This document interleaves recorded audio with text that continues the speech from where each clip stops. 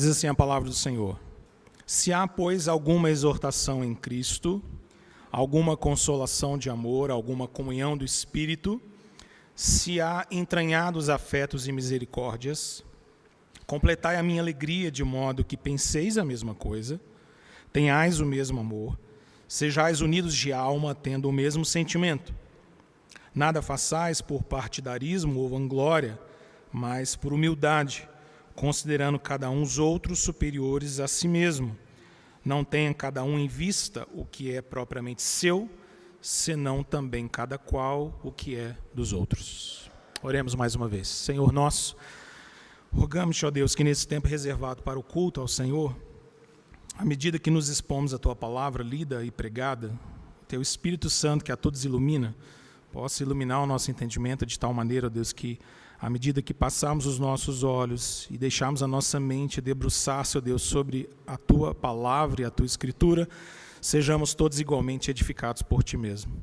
Que por meio dessa edificação da Tua palavra, pelo Teu Espírito Santo, sejamos confrontados naquilo que precisa ser confrontado no nosso coração e sejamos edificados na direção de sermos semelhantes a Cristo Jesus. Nós te rogamos em nome de Jesus. Amém. Pode assentar-se, querido. Quando eu era seminarista, frequentemente eu visitava o escritório, o gabinete do meu tutor. Estava lá para conversar, para ser acompanhado, para simplesmente abrir o coração em algumas vezes. E havia sempre um detalhe que me chamava a atenção, não importasse qual fosse a conversa. É porque na parede dos fundos da sala dele havia um quadro, e esse quadro tinha uma imagem muito simples. E a imagem era uma cruz, e nessa cruz a palavra ego, crucificada. Ela estava com um prego no meio dela e ela ficava pregada naquela cruz. É uma imagem que jamais saiu da minha cabeça. Já se passaram anos, é muito tempo que eu não vou por lá. Não sei se esse quadro está lá mais, mas eu sei que ele não sai da minha cabeça. Porque todas as vezes que eu entrava naquele lugar, era como se fosse um lembrete para mim permanente de que em toda e qualquer discussão que eu tivesse, em qualquer assunto que eu tivesse que tratar, eu precisava me lembrar que de partida, de início, o meu ego precisava estar crucificado. Porque o nosso ego, o nosso egocentrismo, o egoísmo do nosso coração, ele é tão forte, ele é tão pujante, que ele de fato se torna o grande problema que nós temos para lidar com o nosso próprio pecado e com as pessoas ao nosso redor. Nosso orgulho e a nossa vaidade, elas são como que ervas daninhas que vão minando e destruindo a comunhão com os nossos irmãos. Isso acontece na igreja, por exemplo. Isso acontece em todos os ambientes que nós estamos. E nós vivemos em um tipo de mundo, e você sabe muito bem disso, vivemos em um tipo de mundo que celebra a autoestima, que celebra o marketing pessoal, em que você se tornar o centro das atenções é o que vale. Uma cultura de vidas autocentradas, uma cultura que promove o marketing pessoal. E o resultado disso, obviamente, nos leva de modo inevitável a vivermos uma postura que visa sempre os próprios interesses, como se eu e você fôssemos ilhas. E a maneira do apóstolo lidar com isso, como boca de Deus para nós, é nos chamar a viver uma vida em conformidade com o Evangelho. E uma vida em conformidade com o Evangelho necessariamente vai nos fazer ter um coração humilde. Quando a gente olha então para esses 4 versículos que temos diante de nós, percebemos que o que Paulo está nos chamando a atenção aqui é que crentes devem viver vidas moldadas pelo Evangelho. E vidas moldadas pelo Evangelho precisam expressar amor, serviço e humildade. Esse é o chamado dele para nós. Simples assim. Quem está em Cristo, aqueles que estão em Cristo, precisam viver vidas moldadas pelo Evangelho. E Paulo vai nos explicar como é possível viver essa vida. E ele vai nos lembrar de algumas verdades. Eu queria te chamar a atenção para a primeira delas, que aparece no versículo de número 1. No versículo de número 1, Paulo nos lembra que uma vida moldada por Cristo é fruto da nossa comunhão com Ele, e não pode ser de outra maneira. É impossível ter uma vida moldada pelo Evangelho se nós não tivermos comunhão verdadeira com Cristo. Olha de novo para o versículo de número 1. Paulo começa falando a respeito de algo que é verdadeiro sobre eles, sobre aqueles crentes. Ele diz: se há, pois, alguma exortação em Cristo, alguma consolação de amor, alguma comunhão do Espírito, se há entranhados afetos e misericórdias. Não entenda esse "se" do apóstolo Paulo aqui como uma mera hipótese. Paulo está partindo desse pressuposto. Olha, se é verdade que de fato vocês têm exortação em Cristo, consolação de amor, que vocês têm comunhão no Espírito, que vocês têm no coração de vocês afetos e misericórdias, então vocês precisam pensar de uma maneira diferente. Então vocês precisam agir de uma maneira diferente, e é o argumento que ele vai conduzir nos versículos 2, 3 e 4. Mas perceba que Paulo começa com esse indicativo sobre a nossa realidade. Afinal de contas, uma vida moldada por Cristo só é possível porque nós estamos em Cristo. Veja os detalhes do que Paulo está dizendo. Ele começa usando a expressão: se há, pois, alguma exortação em Cristo. Você já sabe muito bem e está familiarizado nas suas leituras que o apóstolo Paulo ama expressões como essa: em Cristo, em Cristo. Isso é o que faz, ou dá base para essa maravilhosa doutrina que nós chamamos de união com Cristo, união mística. O fato de que, uma vez que nós somos salvos pela obra do Espírito Santo, o Espírito Santo de Deus, ao nos regenerar e nos chamar eficazmente, ele nos une ao Senhor Jesus de maneira tão sobrenatural, orgânica, pessoal e transformadora, que a nossa união com o Senhor Jesus agora impacta a nossa vida como um todo.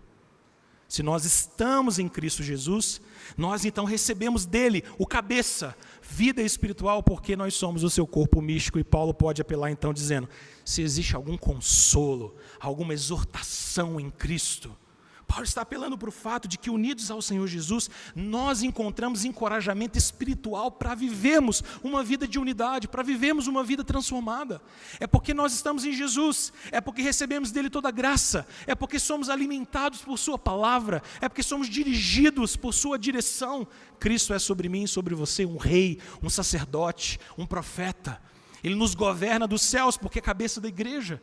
Ele nos dirige por meio da sua palavra porque é o profeta. E ele intercede continuamente por nós, as nossas fraquezas, porque é o nosso sumo sacerdote, à destra de Deus Pai.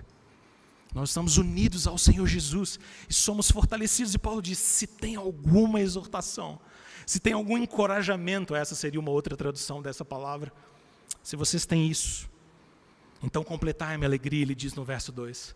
Mas além de exortação, ele vai dizer que nós temos mais. Olha de novo no versículo de número 1, ele diz que além de exortação em Cristo, nós também experimentamos uma consolação de amor. Ou seja, os santos recebem em Cristo e de Cristo e por meio de Cristo o consolo do amor de Deus, porque Deus derramou o seu amor sobre nós por meio de Cristo Jesus. É por meio dele, é por meio do Espírito Santo da promessa, que todo o amor gracioso e eterno de Deus é derramado por mim, sobre mim e sobre você. Nós somos então como que receptáculos do amor de Deus. Recebemos o amor de Deus por meio de Cristo Jesus.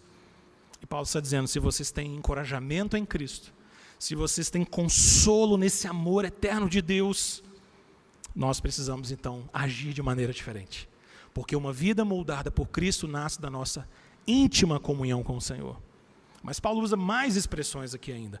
Olhe na sequência, ele diz: exortação em Cristo, consolação de amor, e ele diz: alguma comunhão do Espírito. Não é maravilhoso a gente se lembrar que na relação trinitária, a forma como o nosso Deus trino realiza todas as suas obras, especialmente as obras da redenção, ficam muito claras para nós, é sempre de uma maneira triuna. Nós sempre encontramos na obra da redenção em nós, o Pai, o Filho e o Espírito Santo moldando o nosso coração, transformando a nossa vida. O Pai, de onde todas as coisas procedem, derrama seu amor eterno sobre nós, por meio do seu Filho Jesus, mas é o Espírito Santo de Deus que provê essa koinonia, ou essa união sobrenatural que nós temos com o Deus Trino. De tal maneira que, como Herman Bavinck diz, nós temos um Deus acima, um Deus diante e um Deus dentro de nós. O mesmo Deus trino que se apresenta a nós como Pai, Filho e Espírito Santo. Esse é o nosso Deus, nosso único Deus poderoso, mas que como três pessoas, age cada um de maneira peculiar na obra da nossa salvação. E Paulo está dizendo: se vocês têm a comunhão com o Espírito Santo de Deus, vocês têm encorajamento em Cristo, vocês têm consolo de amor, vocês têm comunhão com o Espírito de Deus, então vocês precisam agir diferente. E por fim, ainda no versículo de número 1, ele vai dizer: se há entranhados afetos e misericórdias. Entranhados afetos e misericórdias. A Escritura sempre nos chama para esse olhar um tanto visceral sobre aquilo que Deus faz em nós, não é? Os afetos são entranhados, eles estão dentro do nosso coração. eles são produzidos dentro de nós, porque uma vez que o Espírito Santo age no meu coração e no seu coração, ele vai nos transformando e nos moldando à imagem de Cristo e produzindo dentro de nós afetos santos, misericórdia que vem da parte de Deus, à medida que eu e você vamos nos tornando cada vez mais semelhantes ao Senhor Jesus. Somos encorajados por Cristo, somos consolados pelo amor de Deus, temos comunhão no Espírito e o Espírito produz em nós afetos e misericórdias. E agora Paulo pode dizer na sequência desse argumento: completai minha alegria, pensem de maneira semelhante, sejam humildes. Ele pode fazer todas as exortações, porque antes de nos dar imperativos, ele nos dá indicativos. Antes de nos dizer o que fazer, ele nos lembra por que é que nós podemos fazer. Porque uma vida moldada por Cristo só é possível na nossa íntima comunhão com Cristo. Mas em segundo lugar, eu queria chamar a sua atenção para o versículo de número 2. Porque agora nós encontramos Paulo fazendo uma exortação clara. Ele diz: completai a minha alegria, de modo que penseis a mesma coisa, tenhais o mesmo amor, sejais unidos de alma, tendo o mesmo sentimento.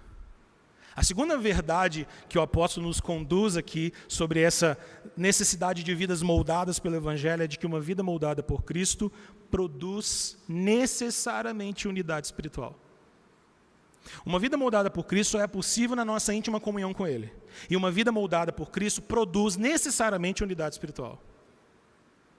Não há como nós pensarmos em vidas que são marcadas pelo Espírito de Deus, que tem consolação, amor, encorajamento, comunhão, afetos, misericórdia, que não resulte em unidade.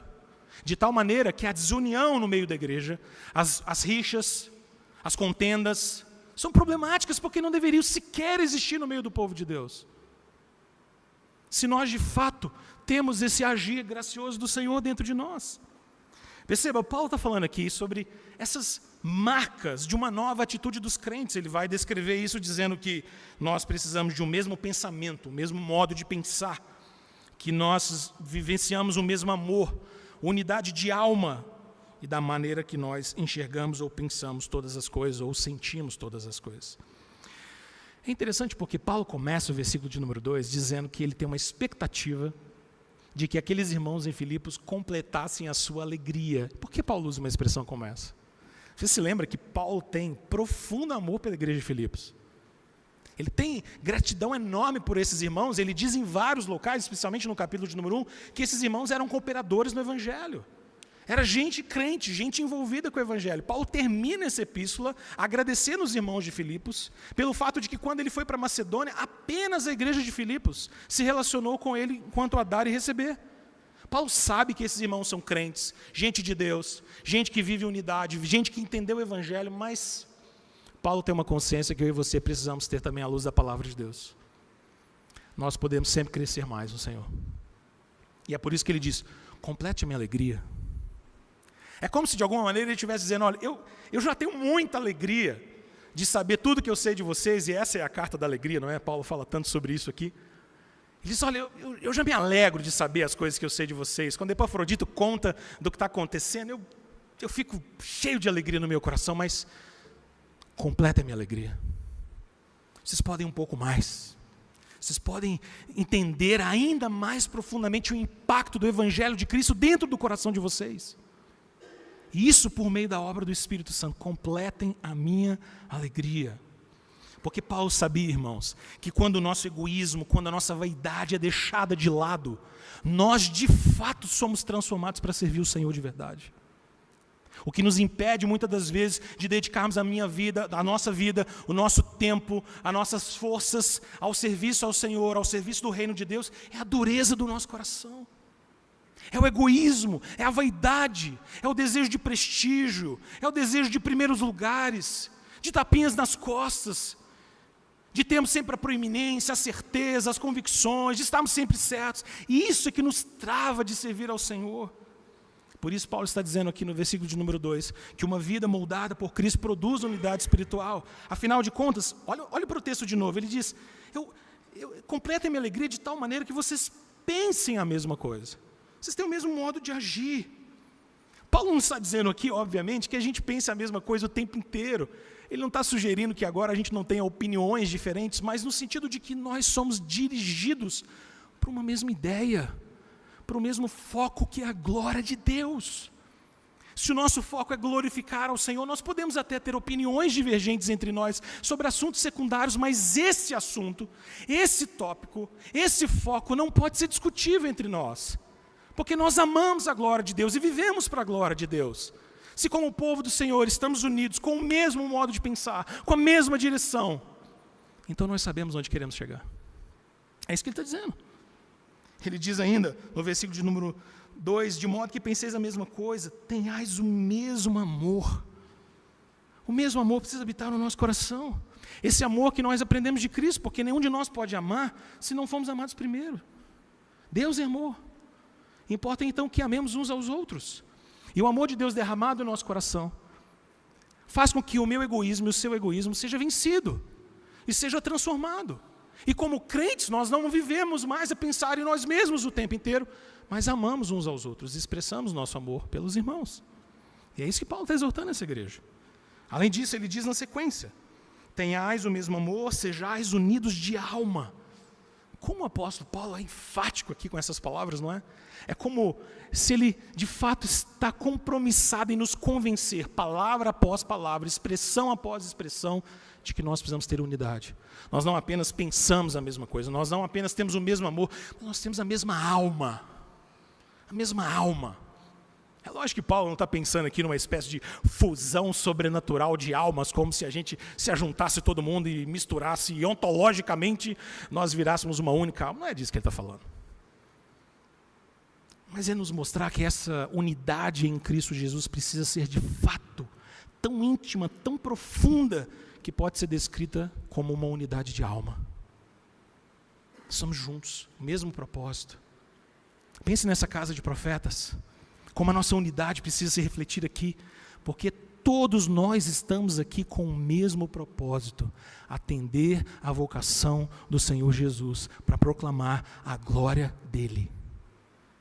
Isso tem que nos unir, isso tem que abafar, jogar para baixo todo o nosso ego, todo o nosso egoísmo, toda a nossa prepotência, toda a nossa autossegurança. E Paulo termina então no versículo de número 2 dizendo, tendo o mesmo sentimento. A palavra sentimento aqui não deveria ser interpretada por nós da maneira como nós frequentemente usamos essa palavra em língua portuguesa, que acaba caindo numa espécie de mero sentimentalismo, sentir a mesma coisa, todo mundo ter sensações parecidas. Não é isso que Paulo está falando. Paulo está dizendo sobre ter o mesmo propósito, ter o mesmo objetivo, olhar para a mesma direção, sentir de maneira semelhante, ter os nossos olhos fitos em Cristo. Todas as expressões são cumulativas para nos convencer de que uma vez que a nossa vida moldada em Cristo, que é a fonte, precisa impactar agora em uma vida de unidade. E nós precisamos ser um no Senhor. Mas então nós chegamos ao terceiro ponto, que Paulo nos apresenta aqui nos versículos 3 e 4. Porque se uma vida moldada por Cristo só é possível na nossa íntima comunhão com Ele, se uma vida moldada por Cristo produz necessariamente unidade espiritual, uma vida moldada por Cristo reflete-se em um ego transformado e crucificado. Não há possibilidade de vermos vidas verdadeiramente moldadas pelo Senhor Jesus, sem que o nosso ego esteja crucificado no final. É o Senhor que faz isso. A sua obra salvadora e santificadora crucifica o nosso ego e nos faz semelhantes a Ele. Olha comigo para o versículo de número 3. Você pode ler comigo os versículos 3 e 4 em uma só voz? Nada.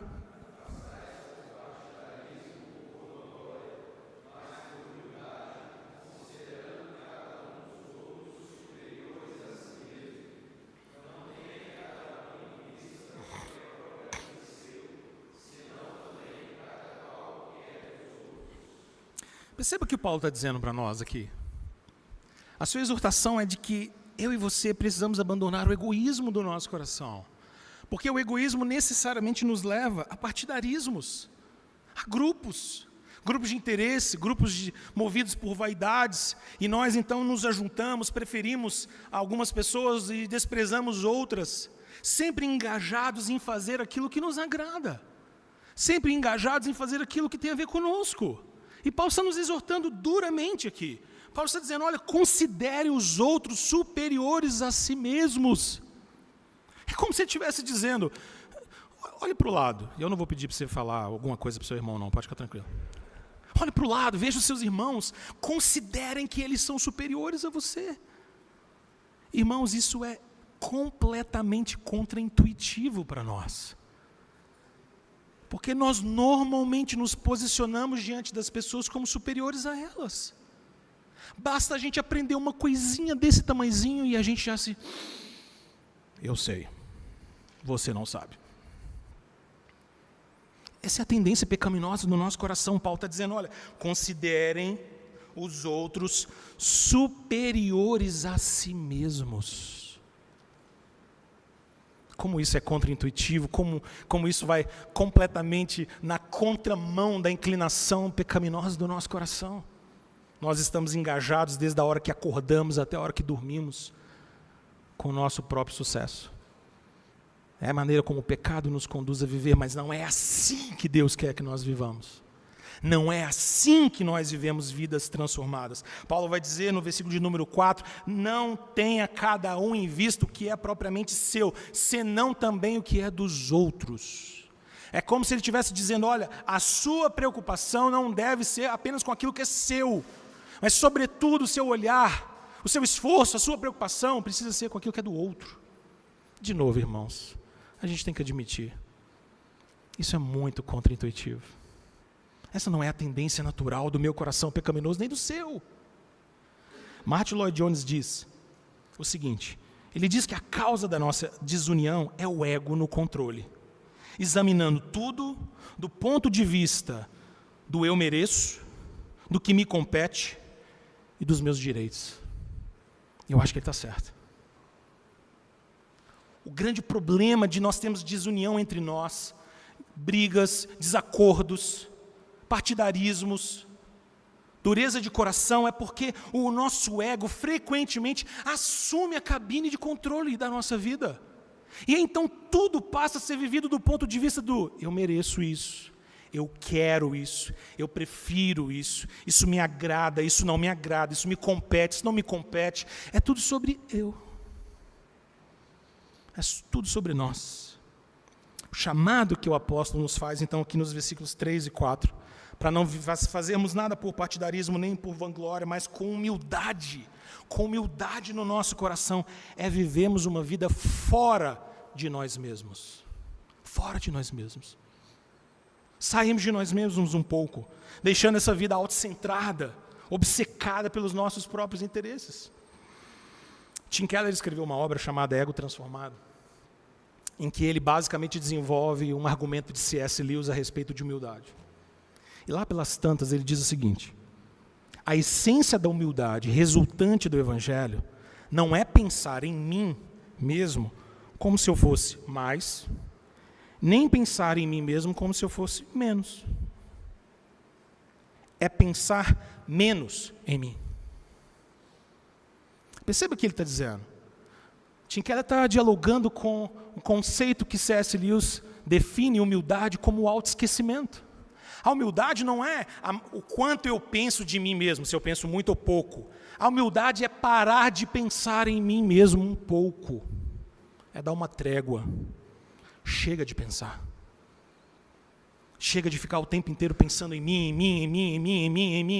Porque mesmo quando eu e você começamos a pensar pouco de nós mesmos, nós podemos pensar pouco de nós mesmos de maneira vaidosa. Quando, por exemplo, eu e você nos surpreendemos com o quão humilde nós somos. Não é?